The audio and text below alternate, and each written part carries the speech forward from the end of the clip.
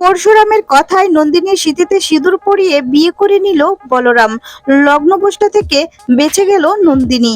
হ্যাঁ বন্ধুরা, এমনটাই দেখা যাবে। বিস্তারিত জানতে ভিডিওটিতে লাইক দিয়ে চ্যানেলটি সাবস্ক্রাইব করে দেখতে থাকো। এই পর্বে দেখা যাবে নন্দিনীর যার সাথে বিয়ে, সেই ছেলেটা হচ্ছে ভালো নয়। সেটা খোঁজ নিয়ে জানতে পারে পরশুরাম আর বলরাম। আর তখন বলরাম পরশুরামের কাছে সমস্ত ঘটনা খুলে বলে। এরপর বলতে থাকে যে ও আমার শালী, এমনিতেই একটা শক পেয়েছে। 10 বছর আগে তার সাথে একটা ঘটনা ঘটেছে, তার হাজবেন্ড মারা গিয়েছে। এরপর থেকে তো উনি বিয়ে করতেই রাজি নন, উনি কাজ নিয়ে ব্যস্ত। এর মাঝখানে এখন যে ওনার জীবনে এরকম আরেকটা ঘটনা ঘটবে, সেটা আমি ভাবতেও পারছি না। আর তখন বলে এখন আমি কি করব, কিছুই বুঝতে পারছি না। তটিনীয় তখন কথাটা শুনে কান্নায় ভেঙে পড়ে আর বলে আমার দিদির জীবনে কি সুখ হবে না, কখনোই কি সুখ পাবে না আমার দিদি। এই কথা বলে বলতে থাকে যে কি করব শিবপ্রসাদ, তুমি বাঁচাও আমার দিদিকে। এই ছেলেটার হাত থেকে আমার দিদিকে বাঁচাও, না হলে আমার দিদির জীবনটা নষ্ট হয়ে যাবে। আমার দিদি যে আর জীবনে কখনো বিয়ের পিঁড়িতে বসতে পারবে না। এই কথা বলে কান্নায় ভেঙে পড়ে তটিনী। আর তারপর দেখা যাবে কি পরশুরাম বলরামকে রাজি করায় যে আমার শালীকে কি তুই বিয়ে করে নে, বিয়ের পিঁড়িতে বসার জন্য রাজি করায়। কিন্তু এদিকে কেউ সেটা জানতে পারে না। তারপর দেখা যাবে সত্যজিৎ মুখার্জি, সবাই তো খুব আনন্দ করছে। আর যখনই বিয়ের পিঁড়িতে বসবে তখনই তো দেখা যায় যে নন্দিনীর সাথে যেই ছেলে আর তার বিয়ে ঠিক হয়েছে তার মুখোশটা খুলে দেয় পরশুরাম। তার মুখোশটা খোলার পর এদিকে তটিনীর বাবা একদমই ভেঙে পড়ে। আর তখন বলতে থাকে আমার মেয়েটা যে আর কখনোই সুখী হবে না, আমার মেয়েটা লগ্নভ্রষ্টা হবে। এর হাত থেকে আমার মেয়েকে কে বাঁচাবে? পরশুরাম বাবা, তুমি যাই হোক সবকিছু তো তোমার হাতে আমি তুলে দিয়েছি। এখন তুমিই ভালো করো, তুমিই বুঝো যে আমার মেয়েটার কি হবে। আমার মেয়েটাকে তুমি বাঁচাও বাবা, না হলে আমার মেয়েটা শেষ হয়ে যাবে। আমার মেয়েটা যে বিয়েতে রাজি হচ্ছিল না, আমি জোর করে রাজি করিয়েছি। আর সে নাকি আমার মেয়েটার কপালে এই দশা। তিনি বলে আমার দিদির জীবনে 10 বছর আগেও একটা ঘটনা ঘটেছে, আর এখন যদি এই ঘটনাটা হয় তাহলে আমার দিদি যে সইতে পারবে না। শিবপ্রসাদ, কি করব, তুমি একটা কিছু উপায় বের করো। তারপর দেখা যাবে এদিকে কর্ণ চ্যাটার্জিও সেই সুযোগ নেয়। সেই সুযোগে কর্ণ চ্যাটার্জি অনেক কথাই বলতে থাকে। আর তারপর দিদিকে রাগাতে থাকে, পরিবেশটা একদম নষ্ট করে দেয়। এরপর সৌরভ খুশি হয়ে যায়, কাবির চ্যাটার্জি তখন খুশি হয়ে যায়। হাসতে থাকে ওরা মুচকি মুচকি হাসতে থাকে। এদিকে নন্দিনীর মা কান্নায় ভেঙে পড়ে। ওইদিকে এই সুযোগটাই নেয় বিজিত লাহিড়ী আর আয়ুষী। এরপর পরশুরামকে অনেক কথা শোনাতে থাকে।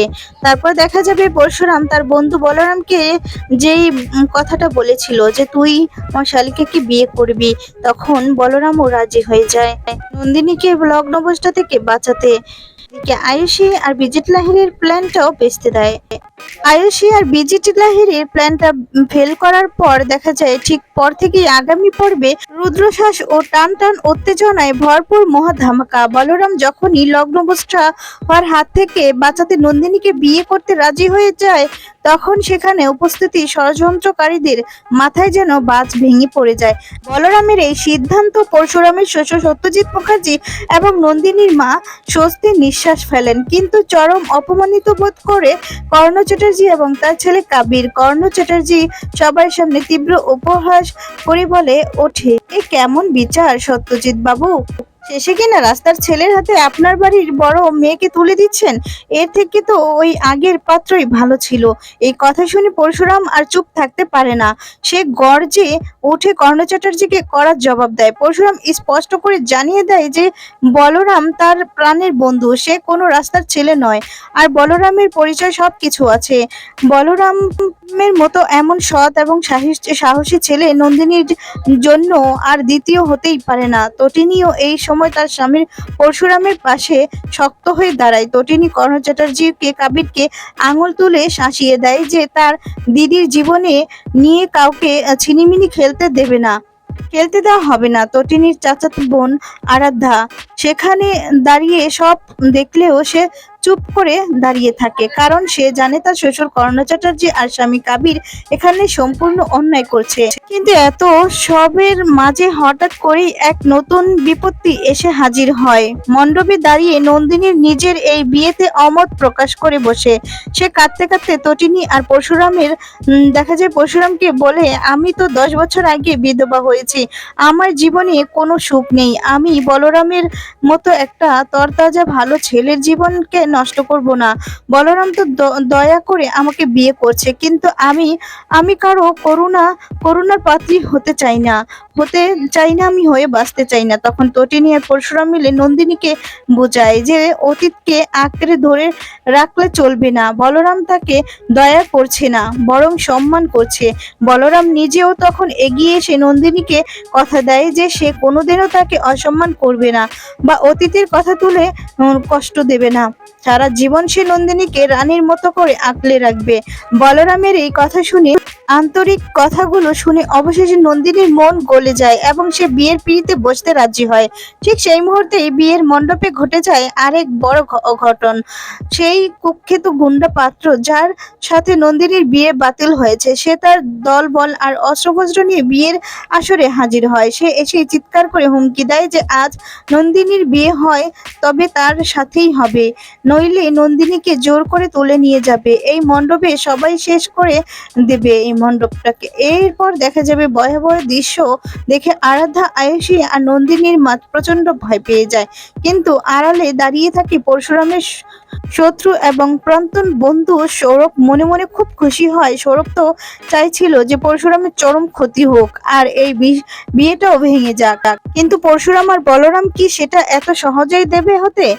মোটেও না। পরশুরাম রুদ্র মূর্তি ধারণ করে, সে একা হাতে ওই গুন্ডাদের সাথে লড়াই করে শুরু করে দেয়। তারপর প্রাণের বন্ধু বলরাম চুপ করে থাকে না, সেও বিয়ের পোশাক পরেই গুন্ডাদের সাথে কাঁধে কাঁধ মিলিয়ে দেখা যায় মারপিট শুরু করে দেয়। বিয়ের আসরে রুদ্রমূর্তি ধারণ করে মুহূর্তের মধ্যেই দেখা যাবে রণক্ষেত্র পরিণত হয়। সৌর পরিস্থিতি ঘটালে দেখে পিছন থেকে গুন্ডাদের সাহায্য করার চেষ্টা করছিল, সে লুকিয়ে বলরামকে আঘাত করতে থাকে, কিন্তু তটিনী চোখে সেটা ধরা পড়ে যায়। তটিনী তখনই সৌরভকে হাতে নাতে ধরে ফেলে এবং সবার সামনে তাকে চরম অপমান সেখান থেকে তাড়িয়ে দেয়, মারপিট শুরু করে দেয়।